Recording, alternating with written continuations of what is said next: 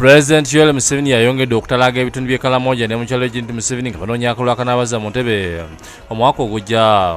Olwaliro agenze mu disitulikiti Kotido ne Moroto bakira buli wagenda nga mu kyalo yasooka okusaba abalonzi akalulu.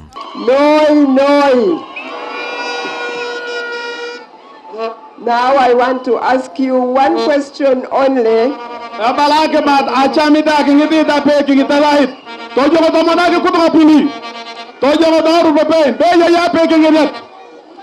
I want you to show me by show of hands those of you who are going to give the president a vote. Museveni asuubiza abantu Kotido okubazimbira ebidiba by'amazzi 10 ssaako okubasikira amazzi ag'emidomo. What we are doing now, what the Minister of Karamoja is doing, they are constructing communal dams. The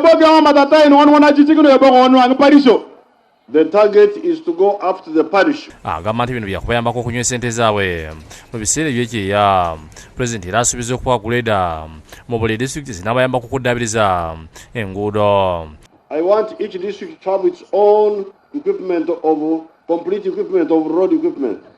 Yamina okubawa ente ennongoosemu ez'amaleeto okutumbula ebyobulunzi bave mu ntenkalamoja. So what we need is to help them get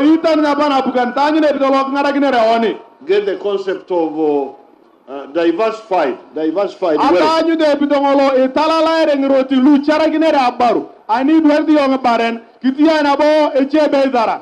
And you can start with the cows. Once we help you to get water, then you can change these cows into cows which give more milk.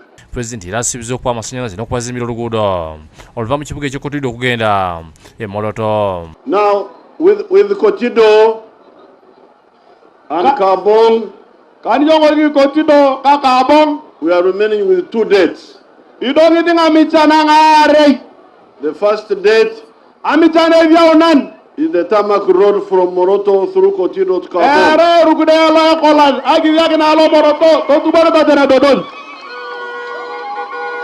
And we are working on that date.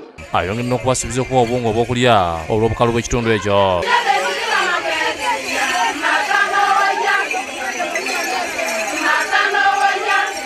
Albert Kavuma yakusakidde eggulu eno ku lwa Bukedde TV.